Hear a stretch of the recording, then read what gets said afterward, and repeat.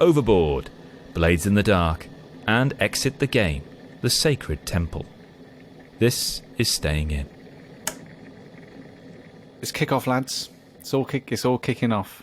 Well, not all, but just a couple of things. It's kick-off. When we're recording this, it is the last game in Group D of the Euro 2020/21 football championships. England are currently 1-0 up against the Czech Republic. Don't tell me that. I'm avoiding spoilers. I've got it recorded. You got it. When we finish this podcast, I'm going to watch it. I've turned my phone. I've put on airplane mode. All my devices I've shut off, so I can't know the score. I thought I was in a safe space here. In this age that we live in, for what is pretty much a nothing match. So they're playing. Who did you say? Czech Republic. Czech Republic. Czech Correct. Republic. Yeah. Yes. And you're saying that this is the 2020. So this is the delayed European 2020 football championships. So the football championships aren't named after the year. No, they are. That they're actually taking place in. No, no, they're not named in the year. This is named after the year it was meant to be taking place. Because obviously they've obviously paid for how many ever winners' medals, and obviously all the merchandise and all the branding and all the the contracts signed with they don't want to go back to Timpson's with Coca-Cola and all this kind of stuff. Yeah. So I mean, I've got to be honest. This all feels like it's going to be an editorial nightmare in the future. So people are going to talk about the European 2020 Football Cup, and they will and they will say they will have to continually say brackets actually took place in 2021. Like they're going to have to keep doing that. Will they? I think they might have to. Well, no, people aren't saying it now, Pete. People aren't going, welcome to Wembley here at Euro 2020. It's actually 2021. And England are playing Czech Republic or whatever. Like people aren't caveating their own speech now. People just know. They're just like it's just called Euro 2020. Right. It's just an accepted thing. So is it going to be called the Euro 2024? Yes. Yeah. Right. Because the next one will take place in 2024. Oh, so they're not pushing it back another year? I don't think so. No. Euro 2025 to give everyone a 4-year break. Because it's quite hard playing football. Hang on, there was a little bit of spice just in that last little comment by Pete. He just added a little level of spice onto that little comment of it's really hard playing football. Oh, I felt it. It's spicy. So okay, well, fine. I just think that naming conventions are important, and so I think this could just be. I just think that the rules are out the window now, aren't they? Just who cares? Should it just be the European Championships brackets the COVID one? Yeah, exactly. Yeah, exactly. Just accept it. Lean into the European Championships, the COVID years. Yeah. Just why not? Just lean into it. Saved by the Bell, the college years. Oh, no, nothing like that. No, nothing like that. I'm not a fan of football, but I'm less of a fan of Saved by the Bell, the college years.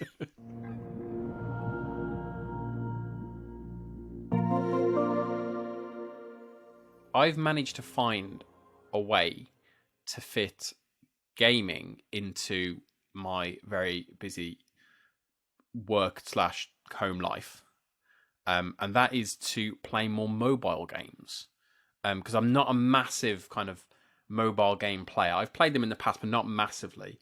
Yeah. So you bought a Switch? Did the logical thing. Did not buy a Switch. No. Oh, right. At this point, it's more out of kind of annoying you guys that I wouldn't buy a Switch more than anything else. That's fair enough. Just get one before the new one comes out. I mean, I will eventually get a Nintendo console at some point in the future. Just depends on how old my little boy is when it turns around that he needs to play something. He's still playing Donut County. Can't get him off that game. Such a good game. He's kind of obsessed with it. But yeah, I've been playing a mobile game, not just Donut County. And I've been playing a game which kind of came a little bit out of the blue, I think, as far as I'm aware, called Overboard by Inkle. Now, Inkle, you'll probably be very aware, are kind of famous for their narrative kind of driven games. And this one, I think, from the reception I saw, did kind of come out of the blue, and people weren't really expecting it. But I saw this; it got some good reviews, so I thought, you know what, I'm going to take the plunge. It's not too much of an expense for me. Show off. Well, it's $4.99. It wasn't. It's not me buying a PS5 game new, which is like £70. For some, Dan, $4.99 might be Absolutely. A stretch. That's absolutely true. But in comparative terms with other video games, it was on the more affordable end of the spectrum, let's say. Have you played any Inkles games before? Because we've talked about Inkle quite a lot on the show before. Yeah, we have, haven't we? Sorcery, Heaven's Vault. Heaven's Vault. Yeah. 80 Days. 80 Days. Yeah, I remember. I do remember playing some of 80 Days. I do remember playing some of that following our conversation on here. But I've not played a lot of their stuff. But I did see this come up. I was like, you know what? I'm going to get on this. Because every time like Inkle comes out, we talk about it on the podcast, and I'm always behind the times. I've seen this here. I'm going to get on this now. So I jumped on and I started playing it. And the idea of the game is it's a murder mystery where you play the killer. So the game literally starts with you play a lady who pushes her husband off the edge of a boat, and that's how it starts. And then over the course of the game, you have around 8 hours from the point you wake up the next day to basically avoid suspicion that you have killed your husband. And there are various other characters on the boat that you need to speak to. Some of them may have seen you, some of them may have vendettas against you, and you have to try and discover all this information. And at the end of the day, in classic murder mystery fashion, there is kind of everybody's gathered in a room, and an inspector talks you through what happened and who he thinks is the killer, blah, blah, blah, all that stuff, all real classic kind of stuff. But then what happens then is you can go through it, and that's really quite quick. And then the game kind of has an end point, but then takes you back to the start and kind of says, okay, let's try and do it again. Let's try and do it better. Now that you know this information, let's see how you could play that a little bit differently. And then you play it through again, and it'll tell you kind of, it'll remind you, okay, you chose this last time, or you did this. And what you find is that there's so much information and kind of conversations and story in this game that you don't immediately find. The first time you play it through, I spoke to 2-3 people briefly, didn't really get a great sense of their relationship, and then it kind of ended. After literally 5 or 6 times, I'm discovering kind of whole new storylines and plot themes that have happened. There's a whole relationship between one of the characters and my husband. There is a relationship with the captain. All this stuff kind of develops as it goes through. And it's really interesting how it's... I've not completed it yet, because in order to complete it, there are a number of objectives you need to find, and I've not been able to do kind of them all in the same run through, which I would see as kind of that completion aspect. So what the aim of the game is, you need to both get away with the murder and get the life insurance as a result. So one of the first ones I did, I got away with murder, but I did it by convincing everyone that he killed himself, which meant I couldn't get the life insurance because that was a stipulation of that. So I didn't get a full kind of win. Do you know what the motive is from the beginning? That's what, because I'd find that a very interesting puzzle in itself to try and work out, well, do I feel like this person should get away with it or not? So I've also been playing this, and the answer is no. You actually kind of have to discover quite a lot about the characters yourself to begin with, and I think that's actually to its benefit. So the main character that you play as, you find out over time that her husband maybe sympathised with the Nazis. Also was had gambling debts and lots of bad things, but you only find that out over time. And the reason I say that's to its benefit is because obviously in terms of writing, what you don't want to do is just be like, okay, hold up everybody, let's have 10 minutes of me explaining the backstory of this character and why so yeah, I mean basically some of the poorer bits of writing from Call of the Sea. And so actually your first go is kind of getting to know half the characters maybe, and then your second go you'll be like, oh, I never met you on the first time round, or at least that was my experience of it. I mean, yeah, same for me. So I'm playing on the Switch, and it's glorious. It's beautifully written, and I think the really interesting thing about it is that having sort of like dipped my toe in the water of making little text adventure games before, years and years and years ago, one of the things I think that is a real problem, and we've played them before, obviously, and talked about some of their shortcomings, but I think one of the major shortcomings is that they can often feel like you're trying to sort of psychologically criminal profile the designer and figure out what they wanted you to do. And equally, sometimes you can make choices in a game, where you feel like maybe that wasn't really the reaction that you wanted. So a good example of this would be something like that one Team Bondi did with Rockstar, LA Noire, for example, where you make a choice and suddenly you're like, oh no, I didn't think my character would react in that fashion.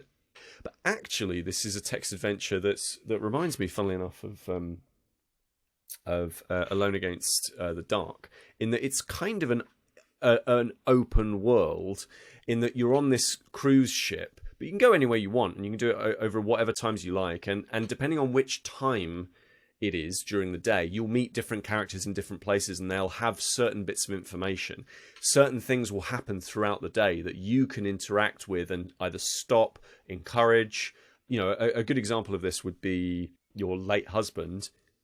Somebody finds his jacket, and the jacket is taken back to your cabin, and inside the cabin, at some point between two certain times, someone will be inside your room in the cabin and will steal his wallet, or the money from his wallet. Just as an interesting point, that hasn't happened to me, or I haven't. Right. I haven't experienced. I say that because it's important to say that I've played it through quite a few times. I've not discovered that because I've been doing other things. Because there's a time basis that throughout the day certain things are happening. People have a route that they do, because obviously you're replaying the same day, so it's always going to happen the same unless you interact with it. So that's a whole new thing of, okay, who's done that? Exactly. And the thing that I think that does really nicely is that it reminds me of 80 Days a lot, in that 80 Days feels like a game that you have to replay over and over again. But the thing with 80 Days is that it's actually, like, for a game you have to replay lots and lots of times, it's actually quite long. Whereas this is like 15, 20 minutes. Like you can zip through it. There's a fast forward button that will allow you to just go through every single one of your previous choices that you've made up to a certain point. And then you go, okay, now stop. Okay, now I want to, instead of asking this question, I want to ask this question. And now you're caught up to where you think there's a sort of like fork in the path, as it were. Not only does it encourage that replayability much more, I would say, than even 80 Days. I would say it feels much more dense. The fact that they seemingly all have their own agendas, but also their own patterns throughout the space, it feels much more alive and much more like you want to interact with that space in the same way that you might, feel to a more sort of open world kind of an environment. Does the game keep a record of what you said to others? So as you're constructing this alibi, do you have that as a record, or is it more interested in you just enjoying the ride and trying out the plurality of different options here? It is recording what you are saying, because obviously those things will change the direction of the story. However, it also records it for the next session, so that's that mechanic whereby you can skip forward through choices that you've already made. That's really good. But there isn't like a visual... So there's no like text, like doc that you can look through and go... that's what I mean, like a journal. Yeah, exactly. Yeah, like not that I've found, no. And the reason, I think, is that actually it's a very deliberate... It's almost... Funnily enough, it is a murder mystery, but in some ways it's a keeping your story straight simulator. Yeah. Well, yeah, because at the moment I'm reading a murder mystery. I'm reading the sequel to Magpie Murders, the Moonflower Murders, and like that is invariably what the thing that trips up the killers is, like, under intense scrutiny. How does their story stack up? And in most cases, in most murder mysteries, the investigator relies on basically the infallibility of human nature to find some sort of like friction to rub up against or just slightly peel back. So, you know, if you had that text doc of, oh, this is what you said in conversations that you just had, which isn't available to a normal human being, I guess that would be one advantage too far in this instance. It wouldn't really be recreating what it is to be up against such a level of scrutiny as a killer. I think also, as kind of Pete mentioned, it is kind of almost like a sim of keeping your story straight. But because each kind of run through is so short, you don't need it necessarily. You don't need a text up because there's not enough information that you can't keep it all in your brain. But it's actually it's almost perfectly weighted because you're not having to store too much information in your kind of brain, but there's just enough that you can easily trip yourself up. It's absolutely. It's found that exact right balance between too much and you can't keep track of it, and not enough and it's easy to keep track of. So you do kind of, because you've got there's only like 5 other characters, but you can have multiple conversations with them where they will ask you multiple different things depending on where you saw them on the boat, depending on what time of day you saw them. All these things inflect the conversations you will have with them. And you do find yourself thinking, okay, what did I say? Did I say I was downstairs or did I say I was upstairs? Because I know this person saw me at some point, or did they see me? And you do get yourself mixed up a bit, but never enough that you're completely thrown, that you don't feel like you can kind of maintain that information. You kind of think, all right, next time I'll get it next time because I pressed the wrong button or I got it wrong that time. I think one of the reasons it works so well is it. You look at stuff like 80 Days and kind of the other things that Inkle works. One of the reasons this works is it sits in such a well-worn, comfortable, cozy genre of that murder mystery, and it's the big reveal at the end. The same thing you see in your Agatha Christie's, your Poirot, your Jonathan Creek. All the suspects get together in one room, and the super detective explains what happened to everyone, and everybody understands and everyone is comfortable in that environment. So when it just drops you into this, everyone knows, I completely get it. And then giving you the role of the killer as opposed to the detective is a really nice twist, because you're kind of unpicking everything you typically think to do when you're watching your murder mysteries. How did they do that? How did they do it? How did they do that? Now you're unpicking it and saying like, okay, well, I've got his clothes here. Do I leave his clothes in his room? Do I throw them out the window? What do I do? What's the kind of the pattern I'm going to weave in order to get through this? And I think that's one of the reasons it does just work so well, because it's just so much fun and so enjoyable to be a part of.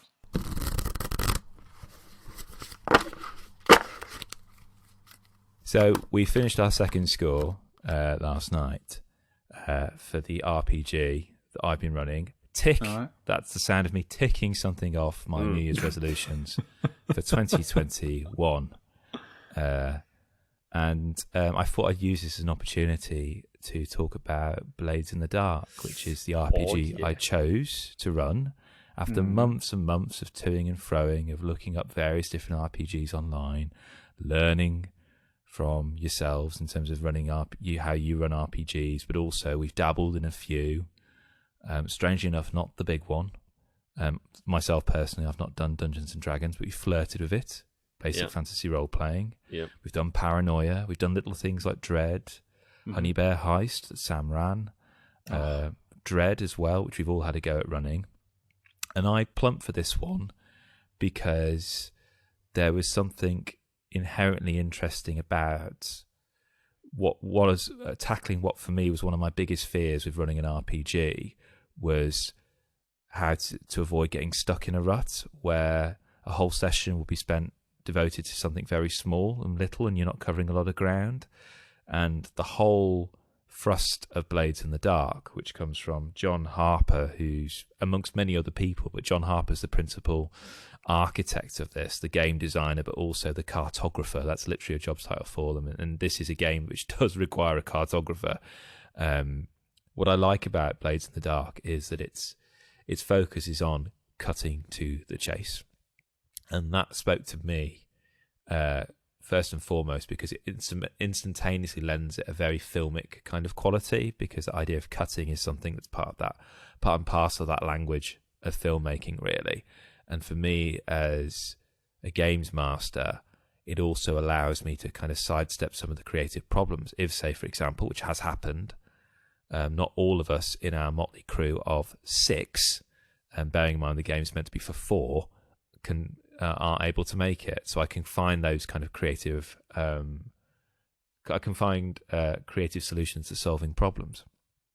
And that there's a kind of a few worlds, I suppose, variants of this that use the Blades in the Dark system, really. There's one that's set in space. I know, Pete, you've been looking at Lasers in the Dark. No, it's called Scum and Villainy. It's very much, right. It's kind of It's like close. where Blades in the Dark is kind of Dishonored. This one is kind of like Firefly. Yeah, very much so. All right. Okay. A Wild West in space. Yeah, that kind of sense. So, Blades in the Dark, the one I'm running, it's set in this world. As you say, Pete, it's very much like Dishonored. And it has it in the rule book. It has this kind of list of touchstones, and it mentions, games like Dishonored, Thief, TV series like Peaky Blinders, and the players play as a crew, and you can decide what kind of crew you want to be, and there's a myriad of different types, and that basically ascertains what the kind of thrust of your scores are going to be, whether you're going to be all about thievery, smuggling, assassinations, or in our case, a cult, which, to be honest, was the last one I expected all of you to kind of happen upon, really. And then individually, you can kind of pick your role type. So, Pete, you are a hound, so you're big on your tracking. Dan, you're a cutter, you're good with your fists. Sam is what we call a whisper, because yes, this is a kind of a Dishonored in more ways than one, because there's something quite spooky, and there's a kind of a supernatural vibe to this. The ghost field, where spectres and phantasms roam the streets. And this is a kind of a dystopic city where 1,000 years ago the sun was shattered and it released all these kinds of awful ghost things, and we're in this one of the last bastions of humankind that have survived in this city that is a cross between Victorian London and Prague, that is in perpetual darkness, surrounded by these lightning towers that keep the ghost world at bay. And we're a gang among many gangs, and we're currently at the very lowest level of the rung. And there are other gangs out there with higher statuses than us, and we're trying to make our way as a gang by increasing our reach and our reputation, really, and trying to keep the heat off us, really. That's the kind of the world of it, really. But if there's one takeaway for me that sells this as an RPG, is the flashback mechanic. That for me is such an elegant system where, say, for example, Dan's character wants to, I don't know, crack a safe, or let's go with something more interesting. They have to kind of infiltrate a fortress of some sort. Let's say, for example, Dan could say, I want to call a flashback to when I went to the architect's office and I found the plans for this building, so I know the best point of infiltration. Okay, great. And then Dan rolls for it. And the success of his roll will depend on the outcome in the present. So it may seem at first that any player could call a flashback and just to kind of cheat the system. Well, yes and no, that's negotiated with the GM, but ultimately they still have to roll the dice. So you could say, oh, I go back in time and I bribe that security guard to let me in. Oh, I've rolled a 1. The guard is not letting me in and they're calling for backup. Oh, great, that flashback didn't help me. So there's something quite interesting about that, and many people have commented on the fact that it's an RPG where it's in some respects more enjoyable to fail than it is to succeed, because you're kind of going at a kind of a blistering pace through it, really. Well, that's the plan either way. And we've just got to the end of our second score now, and we're about to go into a downtime phase where each of the crew members will entertain their vices, learn some new skills, and buy stuff from the market before we move on to our next one, really. So it's been really good fun for me. It's been a delight for us, I've got to say. Like, it's been so much fun to be, like, just inhabiting this world, which very clearly is, like, quite well formed in your mind.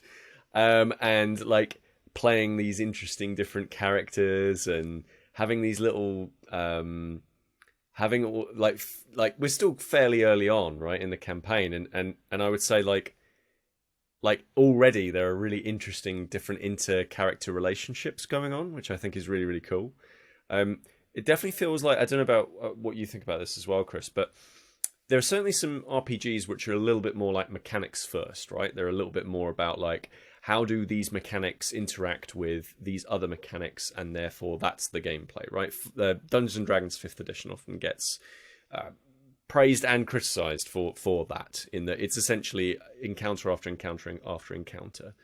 And it's all about min-maxing and figuring out your stat lines and all that kind of stuff.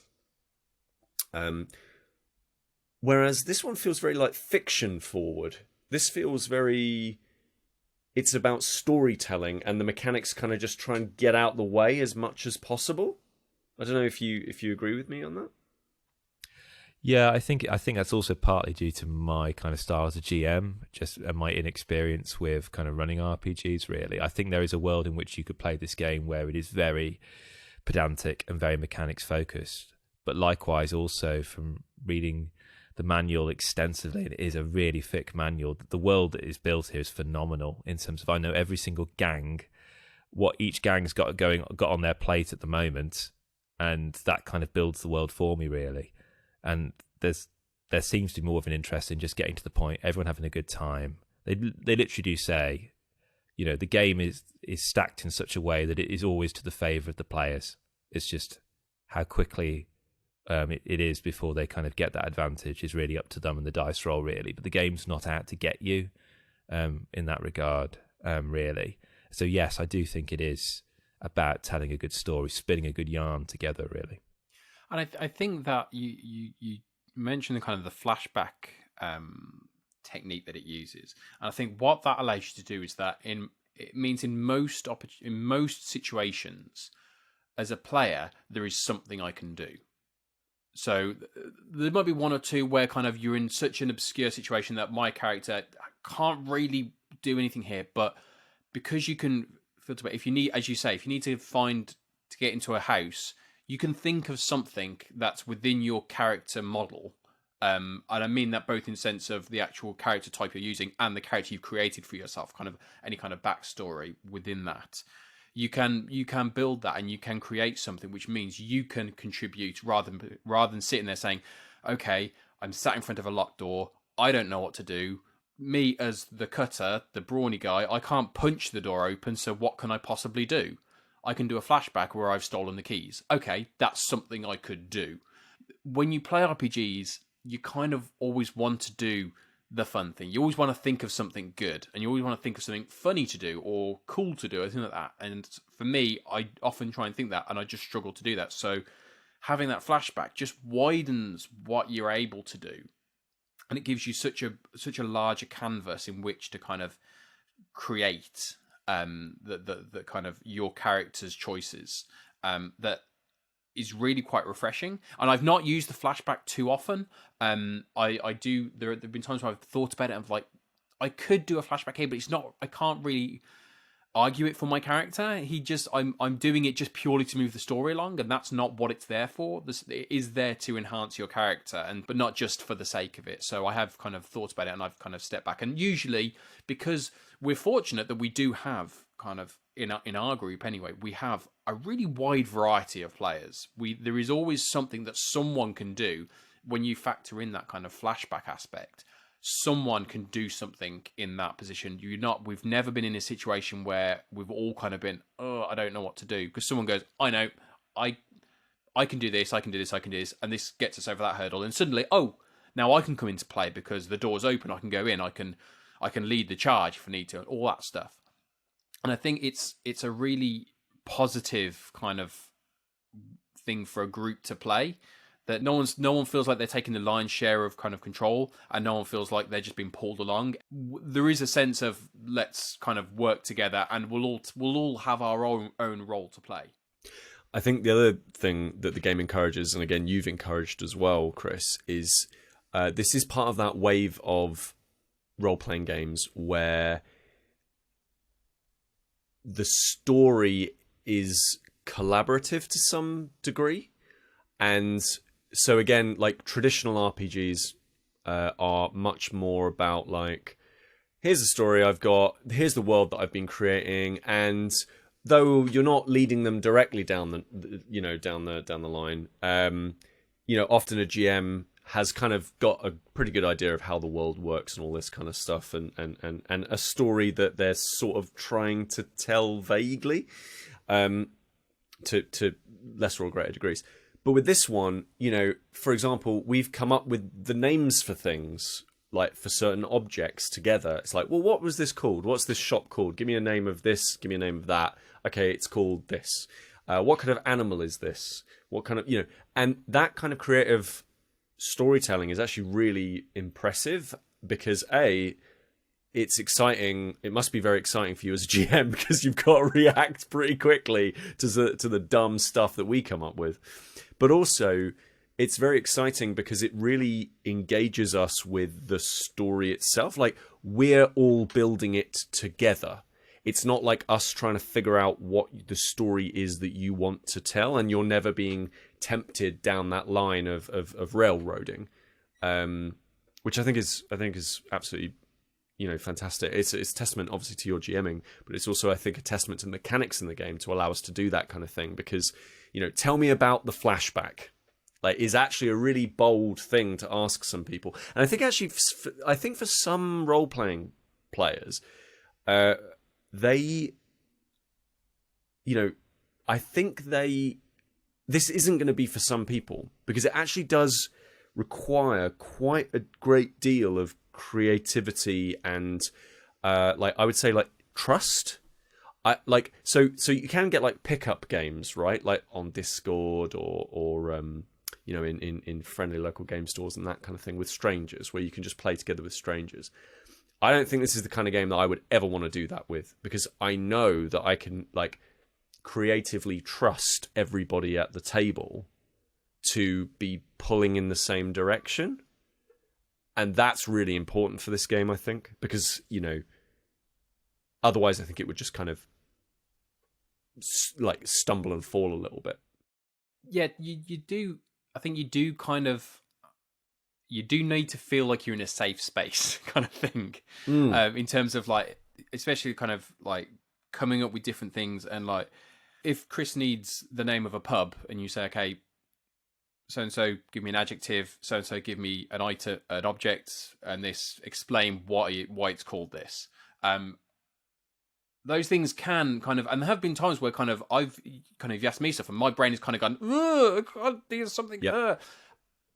But I quite like that it forces me. I have to come up with something. You've asked me a question, I have to come up with something. But because you are in that safe space, if I come up with something rubbish, that's okay. I don't feel bad that it's rubbish.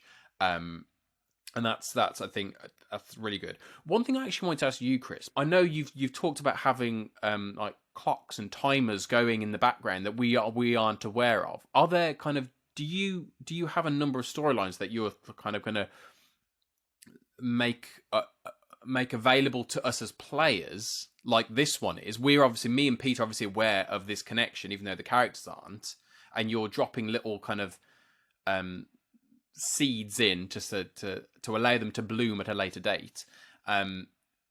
Is that a choice that you're making in terms of putting them in, or is the game kind of offering that up for you? Oh, I'm not using any campaigns from the game whatsoever. What I'm doing is something actually strangely I learned from, it sounds a really weird thing to say, but I remember, Sam remembers this, in the interview of the Russo brothers after they did Endgame, they always talk about, as writers, it's important to paint yourself into a corner. Ironically, they hadn't written that film, their writers did, but this idea that like, I just basically try and end every session where I put myself as a GM in a very difficult position, because what I don't want to be in is this position of, okay, we've done that week, well, I can see where this is going next week. Yeah. I don't want that. I want to spend 7 days of, rather than staying awake at night, worrying about the world. I'm spending 7 days. I've got to think, okay, in 7 days, I've got to try and worrying about a fictional world. yeah, definitely. And so what I love about this game, as I mentioned before, it gives you all the gangs in the game, the key people within each gang, what their agenda is, which gangs they're mates with and which gangs they are enemies of. And all drama is based around conflicts. And what I see when I look in the Book of Blades in the Dark is a series of really spicy conflicts that are happening in this world. And depending on the choices you make, you are going to create further conflicts in relation to those conflicts.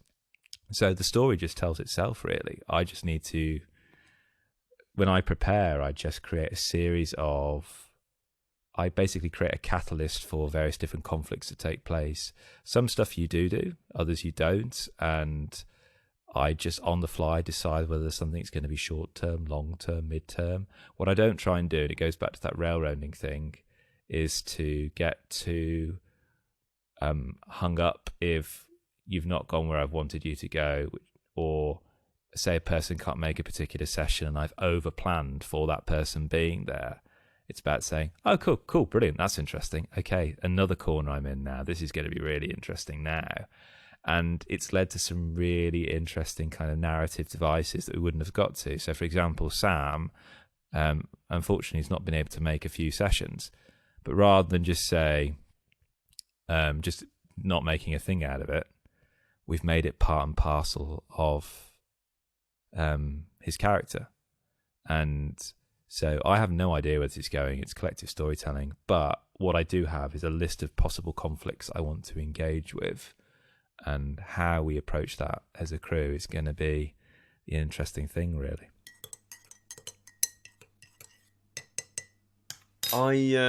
Do you want to know what? Right. Well, look, listen. Yes. Any story that starts with you, Pete, that says, do you want to know about the... Yeah, that face and that tone makes me think there's a story here. Another chapter from the annals of Wellington. I've bought a Fitbit.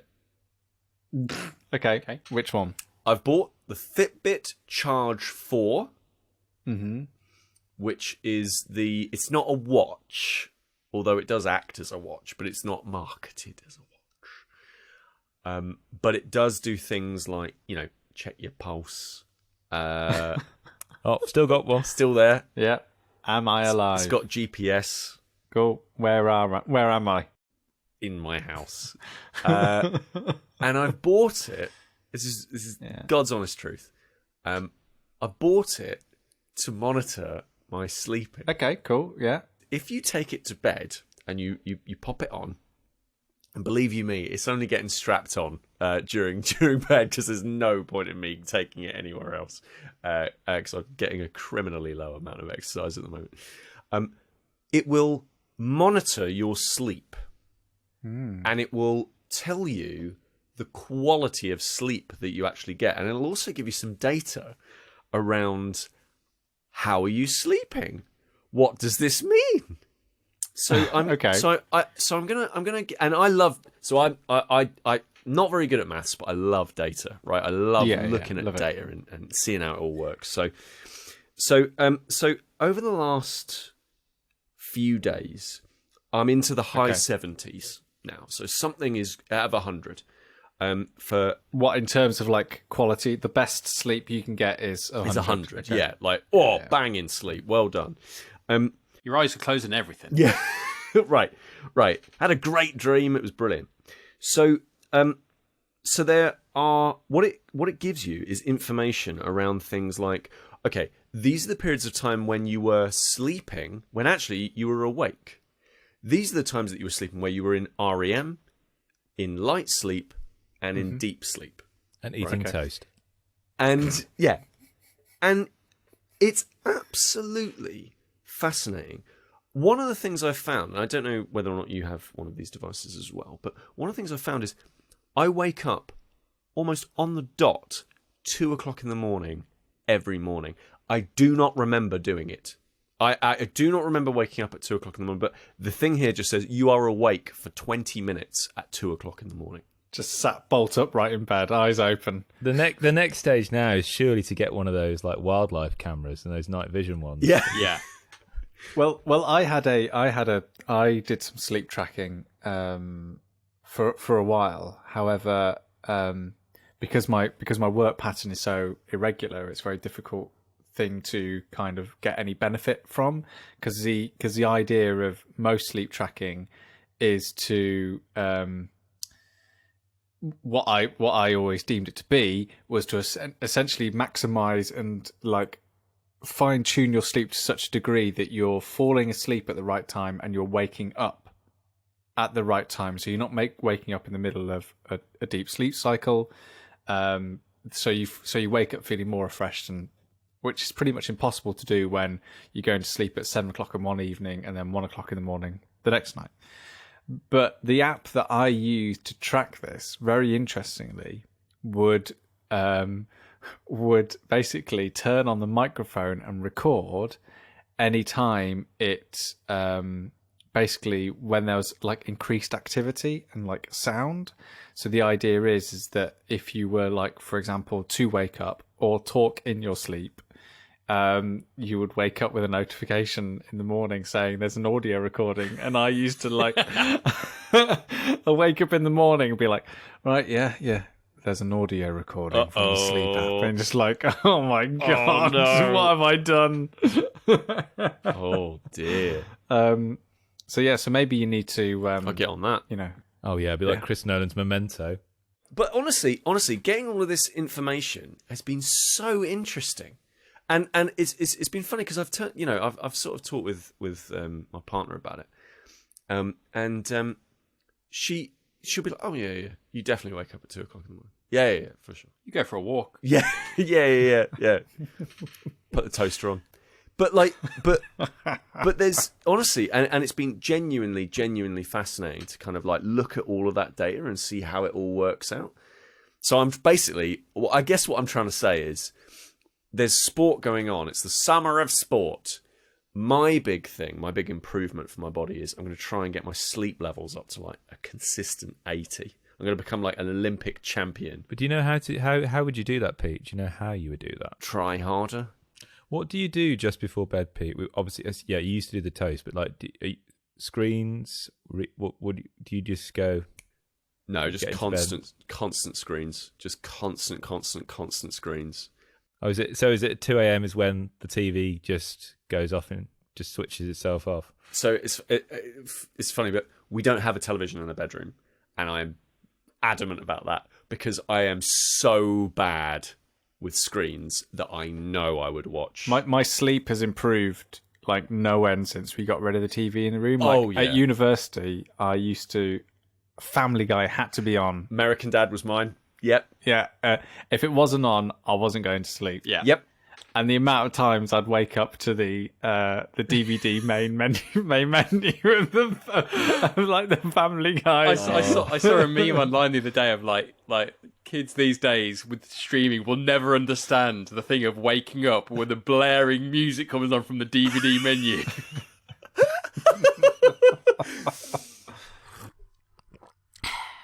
We've all played games in the Exit series, haven't we? We've all Big played. fan. Yeah. Oh, very much so. Huge yes. fans. Escape rooms in the box. Probably one of the best in the sort of genre of escape games at home that you can do. Well, the games are evolving. The games are changing, which is quite interesting, really. I mean, they've kind of evolved continually since they came out. Like the very early ones, like the Sunken Treasure, were very, very sort of linear, and you'd sort of like work through the puzzle bit by bit, going through it page by page. And then those have slowly morphed into things like Murder on the Orient Express, which is like a full-on murder mystery. I've got that one too. That's my next one to play, actually. Yeah, that's it's really, really tough, but it's exceptionally like satisfying that you've got like basically at the end of the game. It's just like, well done, you've escaped. Who killed them? Yeah, that's really fun. So they've kind of definitely played with the space but kept things sort of within the same sort of structure until now. Two major changes to the exit formula. One of which I don't think is coming out in this country until the end of the year, and that's probably the one I'm most excited about, which is the Exit the Game Advent Calendar. So I think this was released in Germany at the end of last year, 2020, and now it's coming to English versions being printed for this year, and that just sounds like, an escape room spanned over the course of 24 days. I will be buying that. Yes, yeah, that's going to be really, really interesting. But the other change that they've made is with the most recent collection of the Exit games is the boxes have come a little bit bigger. They're not sort of the bookshelf size they were anymore. They're a little bit bigger because now they contain jigsaw puzzles. Oh, Sam. Here we go. This is what interests me. And the effect that this has had is that the games now include 4 jigsaw puzzles. And consequently, that has meant that the time frame that you play this game in has gone from about an hour to between 2 or 3 hours. And Kosmos kindly sent us one of the brand new escape games. This is the Sacred Temple. Exit the Game, the Sacred Temple. And it's taken me quite a while to actually sit down and play it, mainly because of that timestamp on the box. And I mean, Dan will be saying, preach to the choir. Because for me now, to find 2/3 hours to sit down and play an exit game, it's exceedingly difficult. I mean, it happens. I have that free time. And I was saying to my wife today, it would be great if whenever my son goes to sleep, I know exactly how long I've got. You need to get him a Fitbit. That would make my whole life a lot easier, because most of the time I sit there and go, I don't really want to start that because he's bound to wake up. And then an hour later, he's not even woken up and I've just wasted the whole time just watching 10-minute videos on YouTube. It's like you're explaining my life, so. I know. So, but we found ourselves in a situation where we knew we definitely had the time.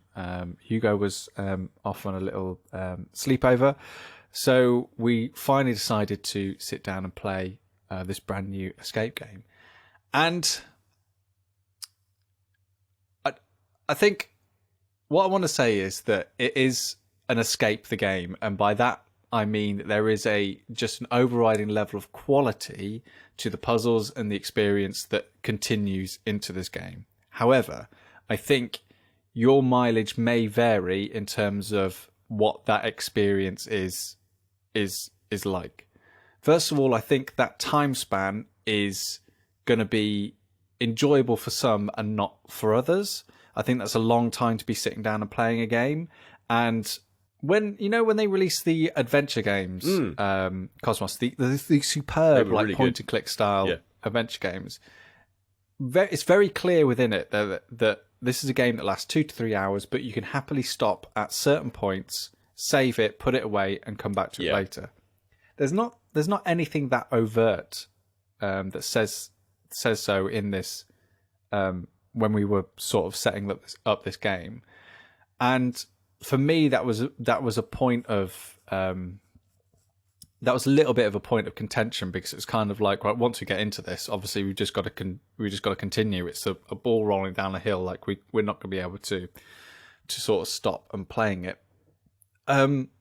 So I think for some people that is going to be a little bit of a hurdle to get beyond, because not only if you have kids or don't have kids, 2 or 3 hours to be sitting down and playing one game for quite a lot of people, I think is going to be a big ask. However, I can say that there are clear points within the game where you can sort of stop and push it aside, and you can come back to it later on without having to rely on holding on to too much information from puzzles that you've already solved. But Sam, yes, why have they added jigsaws. Like I get the originals. I like now. I'm obviously willing to give it the benefit of the doubt because I think this is a great series.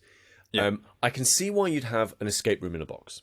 I can see how you would then translate that into a sort of point and click adventure kind of a thing that is kind of an escape the room, but also kind of like Broken Sword.